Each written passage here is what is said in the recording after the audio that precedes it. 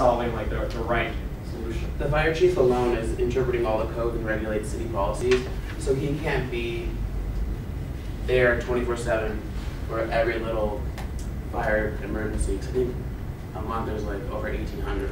So basically, this person is assisting the chief. And if like an example, it's like a cat stuck in the tree. They're not going to contact the fire chief saying, "Oh, what should we do?" It'd just be a waste of his time to even go into that. And it'll take away the energy from a further emergency that has to be taken care of. Time and resources, guys. That's what kind of goes into it. So without this teamwork, there would be chaos and longevity. Okay, kind of after we've gone through all this, you kind of showed the videos, talk about teamwork. So do you think, like in the videos, the DEA were effective? Like their teamwork was actually effective in accomplishing the goal? Well, honestly, I think they're very effective. Like, first of all, they use most of the points that we touched on. They sign roles, they have a common goal, and they actually communicate the entire time that they're actually going through it. Because there's a practice that you said going into it, and that communication is almost instantaneous. What do you guys think about like your teams and groups in this class? Did you feel like you followed that flow of communication? Did you set roles, goals together? I know we did. That was like the biggest part of our actual lesson plan today. It was actually determining a common goal. Yes? I have a question about teamwork in general. You mentioned sports team before. Is there a direct correlation with why a lot of bigger jobs that can afford it, like sponsor their softball team, or flag football team, like basketball teams, people within the workplace? Isn't that just marketing? Is it just marketing, or is it No, it's having your people in the workplace on these teams that they sponsor is also a really good way to build like their actual teamwork. I mean, it doesn't necessarily have to be the organization like strictly business. They don't have to get together and talk about business all the time. Like one of the articles we read had a business would actually go and do fire training and to build teamwork that way. So it doesn't always have to be just in the workplace. It's really good to get out, socialize with your group, and just get to know each other. Another way to build trust. Like maybe assigning roles, that could be a huge part of it. Because if you have, a workplace of 5 people, head boss that started everything, and they start like playing basketball, and here out emerges like a different leader because he's very good at that.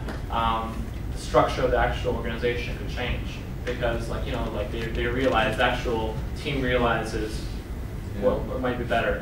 Everybody here have to work, have jobs. Show of hands. Carl. For the moment.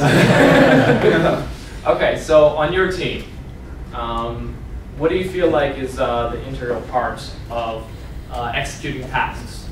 Kind of things that we touched on.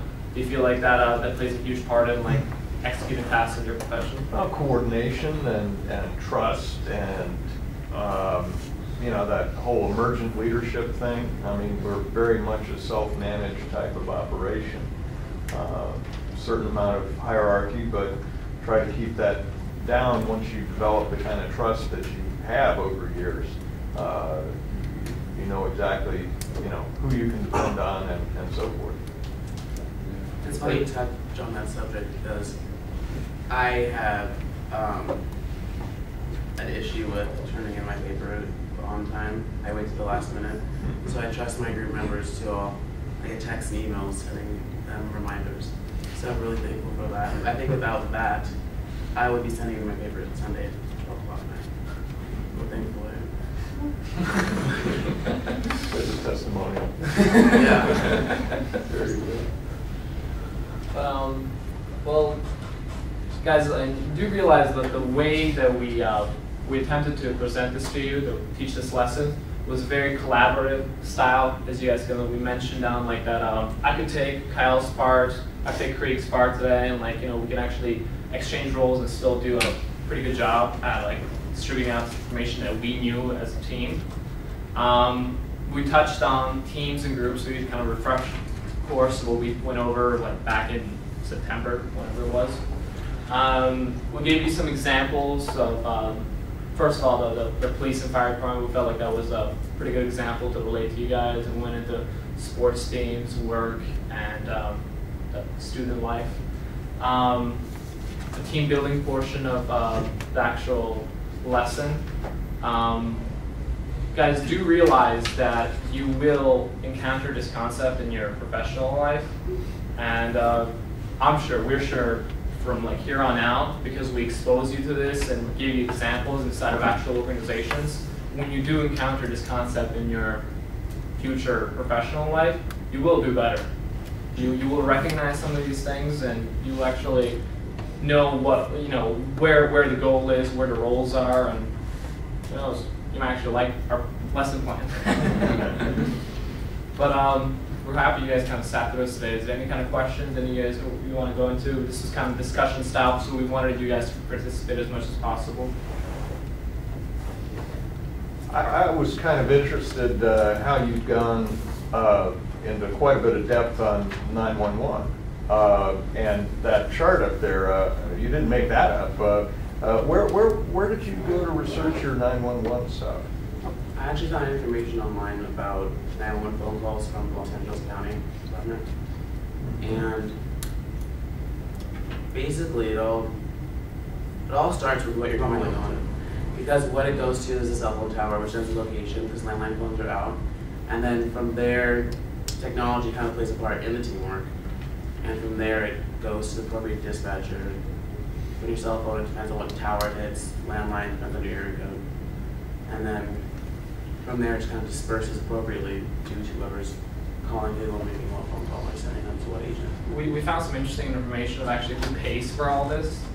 A couple of decades ago, we actually, a part of our phone bill was sent towards this. It was like $1.80. Yeah, something like that. Like now, because of like cell phone companies and like prepaid plans and all these different rate plans, things have kind of changed, and they're actually getting a lot more phone calls than they're getting of revenue. So you guys, you see on your phone bill that like, whatever percentage it is, depending on the carrier, depending on the state, that actually goes towards this teamwork, this process, this organization. So just be aware of that. But I think that's it for us. Excellent. Thanks, all. What do you mean the lens cap was on? What do you mean the lens cap? Because what it goes to is a cell phone tower, which sends a location because landline phones are out. And then from there, technology kind of plays a part in the teamwork. And from there, it goes to the appropriate dispatcher. With your cell phone, it depends on what tower it hits. Landline depends on your area code. And then from there, it just kind of disperses appropriately to whoever's calling who or making what phone call or sending them to what agent. We found some interesting information of actually who pays for all this. A couple of decades ago, we actually, a part of our phone bill was sent towards this. It was like $1.80. Yeah, something like that. Like now, because like cell phone companies and like prepaid plans and all these different rate plans, things have kind of changed, and they're actually getting a lot more phone calls than they're getting of revenue. So you guys, you see on your phone bill that like, whatever percentage it is, depending on the carrier, depending on the state, that actually goes towards this teamwork, this process, this organization. So just be aware of that. But I think that's it for us. Excellent. Thanks, all.